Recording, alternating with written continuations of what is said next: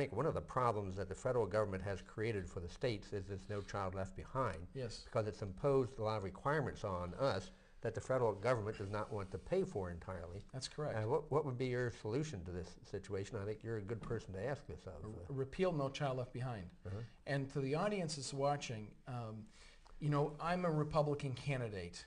I've stood on the Republican platform. I'm the only candidate in our race that has any kind of experience in our party standing and fighting for conservative principles.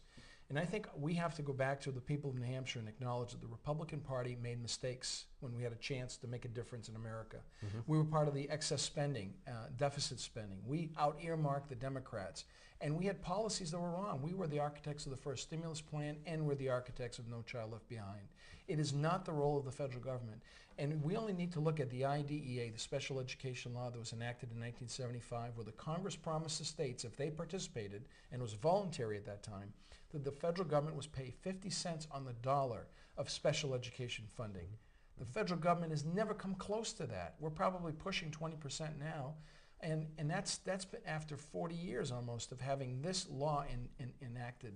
The government, the federal government, needs to honor its commitments, but it also needs to know it should be in check. And education is, elementary and secondary education is not the place for the federal government. And we know it from our own experience. You know, conservative values aren't based on some ideology or theory. They're based on real life experience. And we know the further away government planning, particularly when it comes to domestic program, is removed from the site of the delivery, the worse it is. The least efficient it is, the least effective. And the states need to reclaim their rightful roles as the sovereign when it comes to elementary and secondary education. You know, before we had No Child Left Behind, how is New Hampshire doing in comparison to the other states? And has New Hampshire gotten better now since we've had No Child Left Behind? Well, New Hampshire was really, it's interesting you ask that, because when I was chairman of the State Board of Education, we went through the initial round of Claremont lawsuits, and at that time we were leading the nation when it came to standardized testing and other indicia of student performance. And we've been struggling since we've been burdened with a more centralized control over education in the wake of the Claremont suits.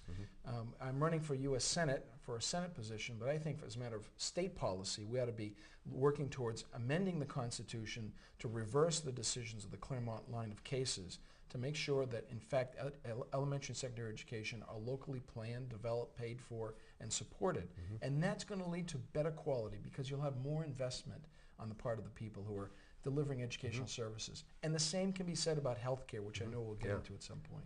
Well, that would put our local school board back more in charge of our education, wouldn't it? I mean, absolutely. Yeah. And who should be planning for our education in our cities and towns but the local school board?